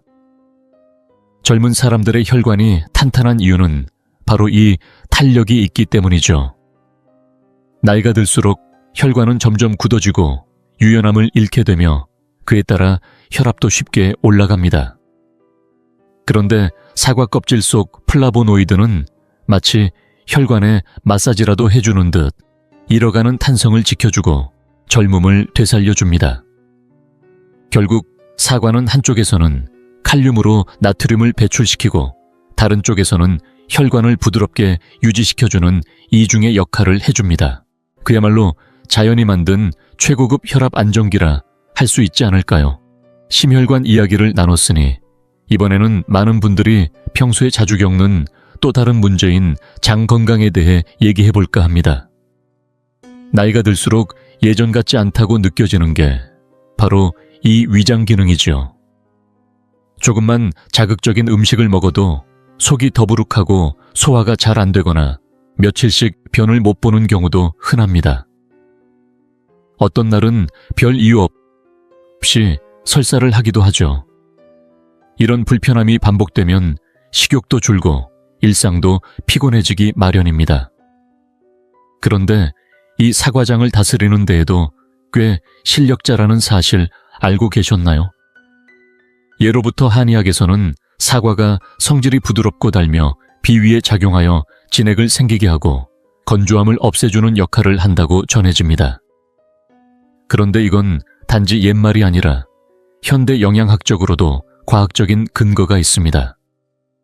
특히 사과를 익혀 먹을 때 그 효능이 완전히 다른 방식으로 빛을 발합니다. 생사과 속의 펙틴과 식이섬유는 다소 거칠고 강한 편이라 장을 자극해 배변 활동을 촉진시키는 데는 좋지만 장이 예민하거나 냉한 체질인 분들에겐 오히려 불편함을 줄 수 있습니다. 하지만 사과를 끓이거나 쪄서 익히면 그 안의 펙틴이 부드럽게 풀어지면서 전혀 다른 효과를 냅니다. 익힌 사과의 펙틴은 장벽을 안정시키는 수렴 작용을 하여 이유 없이 자주 설사를 하는 분들, 특히 몸이 차고 소화력이 약한 분들에게 큰 도움을 줍니다. 또 열을 가하면 식이섬유의 자극성도 완화되어 변비 완화는 물론이고 장내 연동 운동을 도와 배변 리듬을 부드럽게 맞춰줍니다. 말하자면 익힌 사과는 장의 상태가 어떻든 간에 부드럽게 중심을 잡아주는 이중 조절자라고 할 수 있습니다. 변이 굳어도 설사가 심해도 한결같이 내 몸을 진정시켜주는 존재인 셈이죠. 계속 이야기를 이어가기 전에 사과에 대한 흥미로운 정보 하나만 더 나눌게요. 오늘 소개하는 건강 레시피에선 붉은 껍질 사과를 추천드렸습니다. 이유는 간단합니다. 붉은색은 예로부터 심장과 혈관에 좋은 기운을 준다고 알려져 있고 실제로도 항산화 성분이 풍부해서 심혈관 보호에 도움을 줍니다. 하지만 사실 사과는 색깔에 따라 작용 부위가 조금씩 다르다는 점 알고 계셨나요? 만약 요즘 기침이 잦거나 폐가 답답하게 느껴진다면 푸른 사과를 드셔보세요. 폐를 부드럽게 적셔주고 기운을 맑게 해주는데 더 효과적입니다. 또 최근 들어 소화가 잘 안 되고 식욕이 떨어졌다면 노란 사과가 탁월합니다. 비위를 보강해주는 작용이 훨씬 뛰어나기 때문이지요. 이런 지혜는 조선시대 한의서에서도 강조된 오색은 오장에 작용한다는 전통 지식과 맞닿아 있습니다. 이제 조금 더 사과를 깊이 있게 바라보게 되셨나요? 사과 하나만으로도 혈관 청소, 혈압, 안정장 건강까지 챙길 수 있다는 사실만으로도 충분히 놀랍지만 여기에 궁합이 완벽한 황금 짝꿍이 함께한다면 어떨까요? 효과는 단순한 시너지 수준을 넘어서 말 그대로 상상 이상의 건강 변화가 일어납니다. 그 짝꿍은 바로 대부분의 가정집, 부엌 찬장에 한 번쯤은 놓여있는 대추입니다. 작고 소박한 붉은 열매라고 가볍게 여기기 쉬우나 이 대추는 사과와 만나면 전혀 다른 차원의 보약으로 다시 태어납니다. 사과가 몸속을 청소하는 역할이라면 대추는 그 빈자리를 정성껏 채워주는 영양 전문가라 할 수 있습니다. 사과가 몸을 비워낸다면 대추는 그 빈틈을 따뜻하게 메워주는 존재인 셈이지요. 예로부터 어르신들께서는 여자든 남자든 나이가 들수록 대추를 자주 챙겨 먹어야 한다고 하셨습니다. 이유는 간단합니다. 중년 이후에는 누구나 한 번쯤 기혈 부족이라는 말을 듣게 됩니다. 특히 무기력, 어지러움, 두근거림, 손발 차가움 같은 증상이 자주 나타나고 밤에는 쉽게 잠들지 못하고 뒤척이다가 새벽녘에 겨우 눈을 붙이거나 꿈을 자주 꾸며 자주 깨는 일이 반복됩니다. 겉으로 보기엔 단순한 피로처럼 보이지만 이는 심혈이 부족해 마음이 불안정해지는 상태입니다. 쉽게 말하면 마음의 자리를 지켜주는 연료가 부족해진 것이죠. 심장을 하나의 등잔이라 한다면 그 안에 타오르는 불꽃은 우리 정신을 의미하고 피는 등잔을 밝히는 기름과 같습니다. 기름이 충분할 때 불은 밝고 안정되지만 기름이 부족하면 불꽃은 흔들리고 금세 꺼질 수밖에 없습니다. 이처럼 기혈이 부족해지면 마음이 편해지지 않고 숙면도 어렵게 되는 것입니다. 대추는 오랜 세월 동안 한국 전통 의학에서 보혈과 안신의 탁월한 재료로 꼽혀왔습니다. 특히 심장이 피를 충분히 받아야 강하고 안정된 리듬으로 뛸 수 있는데 대추는 그 연료를 보충해주는 천연의 힘을 지니고 있습니다. 꾸준히 섭취하면 밤에는 쉽게 잠들고 아침엔 개운하게 일어날 수 있도록 도와줍니다. 놀라운 점은 이 사실이 현대과학에서도 뒷받침되고 있다는 것입니다. 최근 국내 식품영양연구소의 분석에 따르면 대추에는 신경을 안정시키고 깊은 잠을 유도하는 플라보노이드와 사포닌 성분이 풍부하게 들어있어 실제로 불안 완화와 수면 개선에 효과가 있다고 밝혀졌습니다. 결국 우리의 전통과 현대과학이 같은 결론에 도달한 셈이죠. 게다가 대추는 피를 보하는 데 그치지 않고 소화력을 북돋우는 데도 큰 역할을 합니다. 대추는 침 속 아밀라아제 효소의 활성도를 높여주는데 이는 우리가 먹는 음식을 보다 잘 소화시키고 흡수하게 돕는 데 결정적인 역할을 합니다. 아무리 몸에 좋은 음식을 많이 먹어도 소화 흡수가 원활하지 않으면 모두 헛수고인 법입니다. 대추는 마치 영양 흡수의 추진력을 올려주는 부스터 역할을 하여 사과와 함께 섭취하면 사과 속 영양까지도 더 효과적으로 우리 몸에 흡수되도록 도와줍니다. 더 나아가 대추 자체도 고칼륨 식품이라는 점은 간과할 수 없습니다. 앞서 언급한 사과가 고칼륨 저나트륨 구조로 혈압 조절에 탁월한 효과를 준다고 했었지요. 그런데 대추도 그 역할을 함께 해주는 조력자입니다. 두 식품이 동시에 작용하면서 심장의 수축과 이완 혈압 조절, 혈액순환 전반에 걸쳐 이중으로 보호막을 형성해 줍니다. 이 둘의 조합은 마치 한 사람은 청소를, 다른 한 사람은 보수를 맡아 집을 건강하게 되살리는 것과 같은 이치입니다. 하나만으로도 훌륭하지만 함께일 때 더욱 강력해지는 이 조화는 건강을 회복하고 지키는 데 있어 가장 이상적인 방식 중 하나라고 할 수 있습니다. 다만 대추의 효과를 제대로 누리기 위해서는 잘 고른 대추를 쓰는 것이 중요합니다. 좋은 대추는 색이 너무 밝거나 진하지 않고 자연스러운 자줏빛을 띠는 것이 이상적입니다. 지나치게 붉거나 반짝이는 대추는 염색이나 처리된 가능성이 있으니 주의해야 합니다. 두 번째는 모양입니다. 알이 크고 단단하며 주름이 적고 껍질이 매끄러운 것이 품질이 좋습니다. 마지막으로는 손으로 눌러봤을 때의 느낌입니다.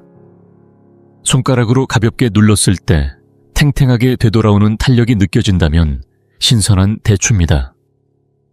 반대로 눌렀을 때 끈적이거나 너무 딱딱하면 품질이 떨어질 수 있습니다. 좋은 재료를 고르고 올바른 방법으로 섭취해야 할 때 사과와 대추는 단순한 과일이 아닌 우리 몸을 지켜주는 건강한 약선으로 변합니다. 자, 이제 이 두 주인공 사과와 대추를 한 솥에 함께 올려볼 시간입니다. 하나는 우리 몸속 깊은 곳에 쌓인 찌꺼기들을 말끔히 청소해주는 정리 전문가이고, 다른 하나는 빠져나간 기운과 영양을 빈틈없이 채워주는 보양의 대가입니다. 이 둘이 한 솥에서 만나 우러난 물은 단순한 차원이 아닙니다. 단지 둘을 섞었다고 해서 끝나는 것이 아니라 서로의 장점을 더욱 극대화시키는 놀라운 반응이 일어나는 것이죠. 그 모습을 상상해보세요. 우리 몸의 심혈관 시스템이 마치 도시 전체에 물을 공급하는 수돗물 배관망이라고 한다면, 사과는 오래되어 찌든 관안에 기름때와 녹을 정성스럽게 닦아주는 청소부입니다. 팩틴이라는 식이섬유로 무장한 사과는 혈관벽에 들러붙은 나쁜 콜레스테롤을 하나씩 떼어내어 흐름을 맑게 만들어주죠. 하지만 배관이 아무리 깨끗해져도 수압이 부족하면 물은 시원하게 나오지 않습니다. 바로 이때 대추가 등장합니다. 기운이 부족한 심장에 연료를 가득 채워 펌프의 압력을 되살리는 역할을 해주는 것입니다. 그러니 사과는 길을 뚫고 대추는 그 길로 힘차게 물을 흐르게 하는 것이죠. 둘이 함께할 때 정화와 강화가 동시에 이루어지며 심장과 혈관 전체가 훨씬 안정적이고 효율적으로 작동하게 됩니다. 이처럼 사과와 대추는 서로의 빈틈을 보완하며 단일 식품으로는 결코 얻을 수 없는 완벽한 균형을 만들어냅니다. 이 조합이 특히 주목받는 이유는 중장년층에게 가장 많은 걱정거리인 체질 문제까지도 함께 배려하기 때문입니다. 나이가 들수록 소화기관은 예민해지고 찬 음식이나 자극적인 음식에 쉽게 반응하게 되죠. 앞서 이야기했듯 사과는 성질이 살짝 차기 때문에 속이 약하거나 몸이 냉한 분들에게는 단독 섭취 시 부담이 될 수 있습니다. 반면 대추는 따뜻하고 부드러운 성질을 진여 위장과 소화기관을 안정시켜주는데 특화되어 있습니다. 이 둘이 함께 끓는 동안 찬 기운은 완화되고 따뜻한 기운은 고르게 스며들어 마치 온도 조절이 완벽하게 이루어진 따스한 약선차처럼 변모하는 것입니다. 뜨겁지도 차갑지도 않은 이 절묘한 조화는 특히 위장이 예민하거나 체질이 약한 분들, 그리고 따로 보약을 먹지 않더라도 꾸준히 건강을 관리하고 싶은 분들에게 이상적입니다. 사과의 효능은 살리면서도 부작용은 낮추고 대추의 보온력은 유지하면서도 지나친 열기는 피하는 이 조화야말로 우리 몸에 꼭 맞는 천연의 균형이라 할 수 있습니다. 이렇게 함께 우려낸 사과와 대추의 물은 우리 몸에 어떤 변화를 가져다 줄까요? 저는 4가지 핵심으로 요약하고 싶습니다. 첫째, 혈관 속 나쁜 지방을 청소하고 혈압을 안정시키는 데 큰 도움이 됩니다. 팩틴이 나쁜 콜레스테롤을 배출하고 고칼륨 식품인 두 재료가 나트륨의 배출을 도와 혈압의 균형을 잡아줍니다. 둘째, 기혈을 보충하고 마음을 안정시키는 데 탁월합니다. 대추는 기운을 북돋고 피를 맑게 해주며 마음이 안정되니 불면이나 두근거림도 줄어듭니다. 셋째, 장 건강에도 효과가 뛰어납니다. 익힌 사과와 대추는 자극이 없고 부드러워 변비가 있든 설사가 있든 관계없이 장의 흐름을 안정시켜줍니다. 마지막으로는 심장을 근본적으로 튼튼하게 만들어줍니다. 사과의 항산화 성분은 혈관의 탄성을 지켜주고 대추는 심장의 박동을 더욱 강하고 고르게 해주죠. 이렇게 4가지 분야에 걸쳐 이 단순한 재료들이 얼마나 깊이 있게 작용하는지 들여다보면 볼수록 놀라움을 감출 수 없습니다. 이쯤 되면 혹시 과장된 이야기 아닐까 의심하실 수도 있겠지만 제가 직접 이 방법을 소개한 지인 한 분의 이야기를 들려드리겠습니다. 서울 양천구에 사시는 장명수 어르신, 올해 77이신데요. 불과 몇 달 전까지만 해도 혈당 수치와 혈압이 경계선에 걸려 늘 신경을 곤두세우셨고 밤이면 뒤척이기 일쑤였습니다. 제가 이 사과대추 끓인 물을 소개해드렸고 어르신은 일주일에 3번에서 4번 정도 정성스럽게 끓여 드시기 시작하셨습니다. 석 달 정도 지나 다시 뵈었을 때 얼굴빛이 한층 밝아졌고 말소리에도 힘이 느껴졌습니다. 무엇보다 본인이 가장 기뻐하신 건 병원에서 혈압과 혈당 수치가 모두 안정적이라는 진단을 받으신 일이었습니다. 물론 어르신은 약 복용과 식단 조절도 성실히 병행하셨기에 가능한 일이었지만 사과와 대추의 조합이 분명히 든든한 후방 지원군 역할을 했다는 건 분명해 보였습니다. 이야기를 들으신 여러분 중에도 아마 나도 한번 해봐야겠다는 생각이 드셨을 텐데요. 다음은 바로 그 건강을 지켜주는 신비한 한 그릇에 만드는 법을 소개해드릴 차례입니다. 잠시 후 이어지는 영상에서 자세히 안내해드리겠습니다. 물과 불 재료와 정성, 이 모든 것이 어우러져야만 비로소 몸을 살리는 한 그릇이 탄생합니다. 자, 이제부터는 그 황금 비율의 사과 대추차 레시피를 가장 섬세하고 실용적인 방식으로 안내해 드릴게요. 먼저 준비하실 재료입니다. 붉은 껍질의 사과 2개를 꼭 사용해 주세요. 붉은 사과 껍질에는 강력한 항산화 성분이 풍부하게 들어있고 한의학에서는 붉은색은 심장에 이롭다고 보아 심장 건강을 위한 최고의 선택입니다. 그 다음은 말린 대추 8개에서 10개 정도면 충분합니다. 너무 크지 않은 중간 크기가 이상적이며 대추는 기운을 북돋고 피를 보충하는 데 탁월하죠. 여기에 물은 약 1.5리터, 즉 대략 6공기 분량이면 됩니다. 선택 재료도 몇 가지 함께 소개해 드릴게요. 체질이 찬 분이거나 손발이 늘 차가운 분이라면 생강을 3편 정도 추가해 주세요. 따뜻한 기운을 보태주는 생강은 사과의 미세한 냉기를 중화시켜주고 몸을 더 따뜻하게 만들어줍니다. 또한 눈 건강과 신장 보강을 함께 원하신다면 말린 구기자 한 줌을 끓이기 종료 5분 전에 넣어주시면 좋습니다. 단맛을 선호하시고 혈당 문제가 없다면 적당량의 흑설탕을 나중에 넣는 것도 가능합니다. 이는 혈액순환을 도와 따뜻한 에너지를 더욱 증폭시켜줍니다. 이제 본격적인 시작입니다. 첫 단계는 재료의 철저한 세척입니다. 이 부분은 결코 대충 넘어가시면 안 됩니다. 특히 대추의 표면은 주름이 많아 먼지나 이물질이 쉽게 끼기 때문에 흐르는 물로 간단히 헹구는 것만으로는 부족합니다. 정확한 방법은 이렇습니다. 대추를 그릇에 담고 굵은 소금 한 숟가락과 밀가루 한 숟가락을 넣은 뒤 약간의 물을 붓고 손으로 여러 차례 문질러 주세요. 소금은 살균 작용을, 밀가루는 뛰어난 흡착력을 발휘하여 주름 속의 미세한 먼지까지 제거해 줍니다. 이렇게 문지른 후에는 맑은 물로 충분히 헹궈 주세요. 세척한 물이 뿌옇게 나오는 걸 보면 이 방법이 얼마나 효과적인지 실감하실 겁니다. 사과는 껍질째 드시게 될 것이기 때문에 더욱 꼼꼼하게 씻어야 합니다. 소금물에 약 10분간 담가 두신 뒤 손바닥으로 부드럽게 문질러 주세요.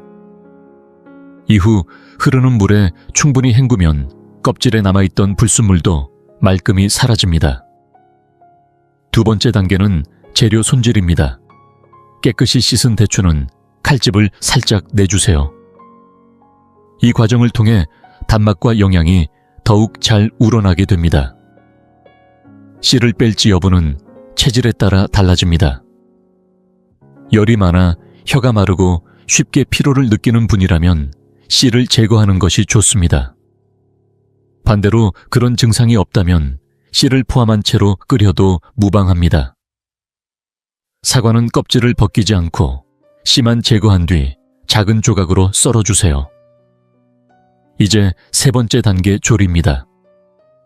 가장 좋은 선택은 열 보존이 뛰어나고 은은하게 익혀주는 도자기 냄비이지만 없을 경우 스테인리스 냄비를 사용해도 괜찮습니다. 준비한 사과와 대추를 냄비에 넣고 1.5리터의 맑은 물을 부어주세요. 센 불에서 물이 팔팔 끓기 시작하면 뚜껑을 덮고 약한 불로 줄인 뒤 약 20분간 천천히 끓여줍니다. 이때 주방에는 사과의 산뜻한 과일 향이 퍼지기 시작하고 시간이 지날수록 대추의 달큰한 향이 자연스럽게 녹아들어 따뜻하고 안정적인 향기로 변해갑니다. 이 향만 맡아도 하루의 피로가 스르르 풀리는 기분이 들지 않으신가요? 사과가 투명하고 부드럽게 익으면 거의 완성입니다. 네 번째 단계는 마지막 조정입니다. 구기자를 넣고 싶다면 끓이기 종료 5분 전에 넣어주시고 흑설탕은 불을 끈 직후 남은 열로 천천히 녹여주세요. 모든 과정을 마쳤다면 바로 드시기보다는 잠시 기다리는 것이 좋습니다. 그래야 맛도 더 깊어지고 위에도 부담이 덜 갑니다. 이제 이 정성 가득한 한 그릇이 몸에 스며들 준비가 되었습니다. 조용히 눈을 감고 향을 맡아보세요.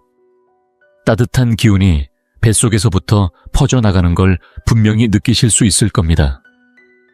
당신의 건강을 진심으로 아끼는 사람으로서 이 사과 대추차를 드시기 전에 반드시 기억하셔야 할 5가지 중요한 주의사항을 전해드립니다. 이 부분은 아무리 강조해도 지나치지 않으니 천천히 집중해서 들어주세요. 첫째, 당뇨병이 있거나 혈당 수치가 높은 분들께 드리는 가장 중요한 당부입니다. 저는 이 말씀을 매우 엄중한 마음으로 드립니다. 사과와 대추에는 원래 자연당이 함유되어 있고 탕으로 끓이면 이 당분이 훨씬 더 쉽게 체내에 흡수됩니다. 그러므로 혈당 조절이 필요한 분들은 절대 흑설탕을 추가하지 마시고 대추의 양도 3-4개로 줄이시는 것이 안전합니다. 가장 확실한 방법은 드시기 전에 담당 주치의나 영양사와 상담하시는 것입니다. 건강은 어느 것도 대신할 수 없는 소중한 자산입니다. 절대 가볍게 넘기지 마세요. 둘째, 이 차는 어디까지나 식이요법일 뿐 약을 대체할 수는 없습니다. 아무리 좋은 효과가 있다고 해도 이것은 보조 병력일 뿐이지 주력군이 아닙니다. 현재 고혈압이나 심장질환 등 만성질환으로 약을 복용 중이시라면 반드시 계속해서 의사의 지시에 따라 약을 복용하시고 정기적으로 진료를 받으셔야 합니다. 이 차는 건강을 지키는 생활 속 한 부분이 될 수 있지만 결코 약을 끊거나 병원 진료를 대신할 수 없습니다. 우리는 항상 건강에 대해 과학적인 태도를 유지해야 합니다. 셋째, 아무리 몸에 좋은 것도 과유불급이라는 진리를 잊지 마세요. 사과 대추차도 마찬가지입니다. 권장 섭취량은 일주일에 3-4회 정도면 충분합니다. 매일 다량으로 마시면 오히려 당 섭취가 과해져서 간이나 체내 대사에 부담을 줄 수 있습니다. 우리의 몸은 균형을 추구합니다. 적당한 양을 꾸준히 지키는 것이 가장 좋은 건강법입니다. 넷째 차를 마신 후에는 꼭 치아를 보호해 주세요. 이 부분은 많은 분들이 간과하는데요. 사과에는 자연산 과일산이 있고 탕에는 단맛도 함께 녹아있기 때문에 입안에 오래 머무르면 치아, 범낭질이 손상될 수 있습니다. 그러니 드신 후에는 깨끗한 물로 가볍게 입을 헹구거나 잠시 후 칫솔질을 하시는 것이 좋습니다. 이렇게 하면 소중한 치아를 오래도록 건강하게 지킬 수 있습니다. 마지막 5째, 가장 중요한 건 내 몸의 소리에 귀 기울이는 것입니다. 건강을 지키는 방법에 정답은 없습니다. 가장 나를 잘 아는 사람은 결국 나 자신입니다. 이 차는 대체로 순하고 부드럽지만 모든 사람의 체질이 같지는 않습니다. 드신 후에 입이 마르거나 속이 더부룩한 느낌이 든다면 대추의 양을 줄이거나 며칠 쉬어보면서 내 몸의 반응을 살펴보세요. 가장 잘 맞는 리듬과 섭취량을 찾는 것이 진정한 건강관리입니다. 이 5가지를 꼭 기억해 주신다면 사과대추차는 당신의 일상 속에서 무척 따뜻하고 든든한 건강 동반자가 되어줄 것입니다. 자, 여러분, 오늘 사과와 대추에 대한 이야기는 여기까지입니다. 느끼셨나요? 진짜 건강의 지혜는 값비싼 한약재나 복잡한 민간요법이 아니라 매일 마주하는 익숙한 부엌 속에 숨어 있다는 걸요. 흔한 사과, 한 알과 누구나 쉽게 구할 수 있는 대추, 몇 알, 그것들을 바르게 조합하고 정성을 담아 끓여내면 가족의 건강을 지켜주는 따뜻한 보약 한 그릇이 됩니다. 이 한 그릇에는 단순한 단맛이 아닌 자연이 주는 온기와 내 몸을 아끼는 책임과 사랑이 담겨 있습니다. 오늘부터는 여러분도 스스로 또 사랑하는 가족을 위해 이 따뜻한 탕을 한번 끓여보시길 바랍니다. 그들이 한 모금 마시고 만족스레 웃는 모습을 볼 때 진짜 따뜻하고 실감나는 행복이 무엇인지 느끼게 되실 겁니다. 오늘 내용이 도움이 되셨다면 좋아요 꼭 눌러주시고 주변에 아끼는 분들께도 널리 나눠주세요. 그리고 구독과 알림 설정도 잊지 마세요. 그래야 앞으로도 돈 들이지 않고 건강을 지키는 쉽고 효과적인 정보들을 빠르게 받아보실 수 있습니다. 여러분 모두 잘 드시고 깊이 주무시고 늘 건강하고 오래 사시길 진심으로 바랍니다. 다음 영상에서 또 인사드릴게요.